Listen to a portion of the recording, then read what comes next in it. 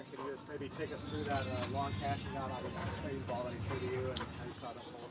Yeah, man. It was just our through route that we have in our in our offense, and Trey made a great read. Just read the defense really well. It was a too high look, and just stuck to my responsibility. And Trey threw an awesome ball down the middle. For me to make a play. So. In coming here, how much were you looking forward to the opportunity to put yourself as a receiver and not just a special team? Immensely. I mean, for me, being in this league, my fourth year, did my first three in Arizona.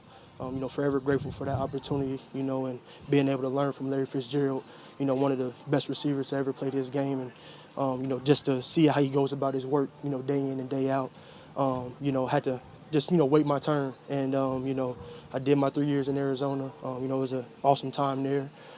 Took the things that I learned from Larry, and coming here to looking to spread my wings and being able, to help this team out the best way that I can, whether that be on special teams, whether that be catching balls, making plays, however I can help this team, get back to a Super Bowl. That's my number one goal in mind. So. Trent, I've heard people talk about your routine. Do you have like essentially every minute of your day mapped out? Yeah. Oh yeah. Absolutely.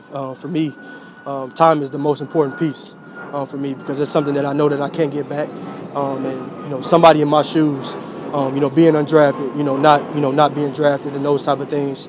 I take time very, very seriously.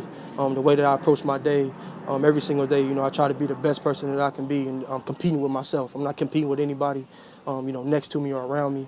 I'm trying to outwork myself, the previous day. So. What time do you show up here? About 5:30 a.m. Every single day. Yep. What time do you leave? It depends. Like on our high days, I'm out of here probably around 8:30, somewhere around there. Or low days, I try to get in as much as I can so I can get home to my wife and be with her. And kudos to her because she knows that once I get home, I got to get to bed and get up early and all those things. So I try my best to get home as early as possible, but at the same time making sure that I'm recovering, taking care of my body, and being in Shanahan's offense. As a receiver, we got to block, we got to run, and all those things. So I've never been a part of an offense like this. So taking care of my body is very, very essential now. Because of those blocking duties, have you had to put on some muscle and some weight since your time in Arizona? No, not really. Blessed enough, I was able to be able to kind of come in kind of bulky, from college, and being at Vanderbilt, that helped me out a lot. Just weighing around 210, and I think for me, blocking is just a mindset.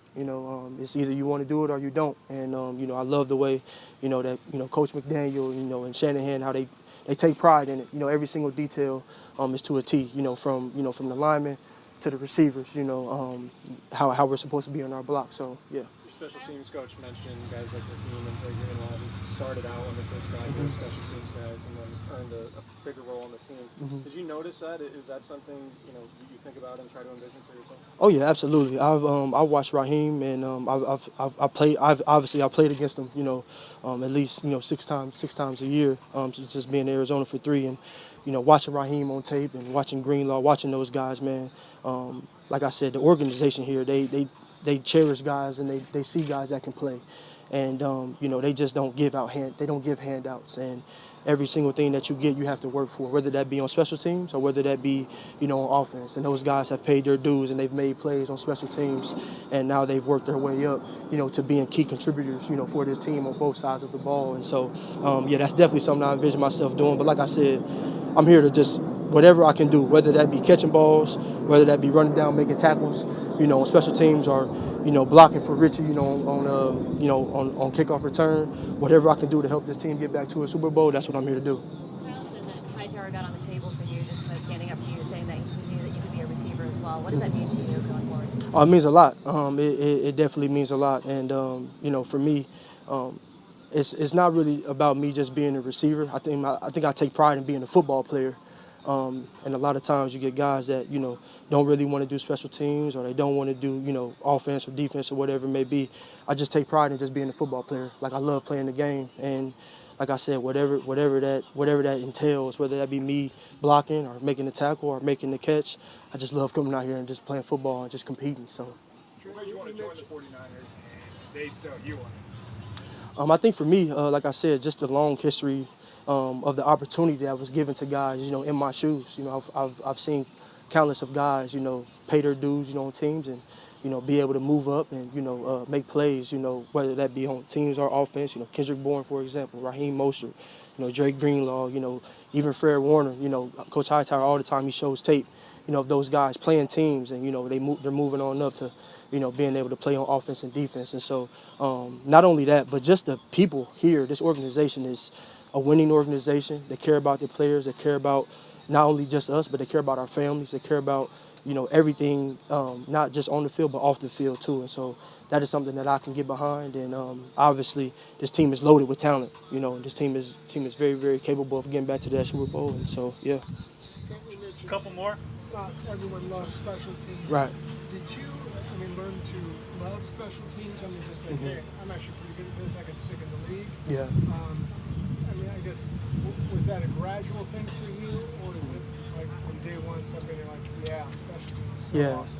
Yeah, I think for me it started in college. Coach Jeff Jennick, our special team coordinator in Vandy, he made all the starters played special teams, and he would always preach to us in team meetings and before game prep that hey, you guys are going to have to play special teams when you get to the league. And it's just something that I took accountability in because at the end of the day it's football, right?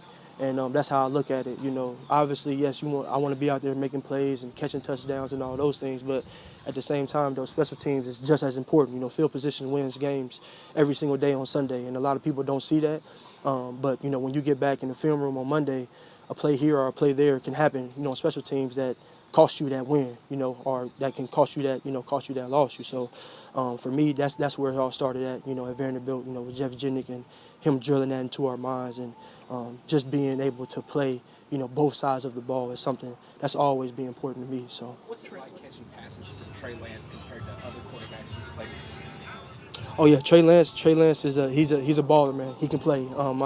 Him and Jimmy, they're both doing phenomenally well, man. And like I said, being able to come here and being able to be around all these players, and like I said, Jimmy is a great guy, man. Trey is a great guy. Those guys are both leaders. Love being able to play with both of them, and they command the huddle. And I'll go in the dark alley with both of them any day of the week. So. See, Trent, you last one, guys. The Cardinals should have kept you. Right? Yeah. I mean, they did not tender you. Mm-hmm. What did you think when you got the news from them that they weren't going to take you? Yeah, I was a little bit heartbroken, I would say. But at the same time, though, that can only last for so long, right? And I honestly thought, that I was going to be back. And, for me, like I said, I started there, right? And I thought I was going to be there, being there with Larry and Christian Kirk and Chase Edmonds. Those are my guys. And, it was hard to leave them.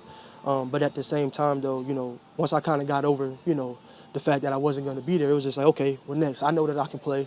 I know what I can bring to the table. So it's like, okay, who can I go and play with, and who can I go and, and bring my value to? And the 49ers, that was the team that I wanted to come to. And so, like I said, it was just a learning curve for me. And I'm grateful for those 3 years there. And I'm grateful for what happened and, learning from Larry and learning all the things that I learned. So now I'm here and I can help this team win. How long did it take before you kind of thought, hey, this could actually be the best thing that happened to me? I think as soon as the opportunity came, I was like, you know what, I want to go to the 49ers. Had a couple other teams on the table, but I knew what the 49ers were about because I played against these guys for years.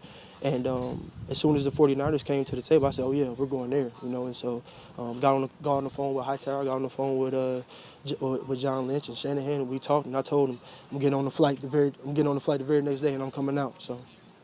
Awesome. Thank you, Trent. Thank you.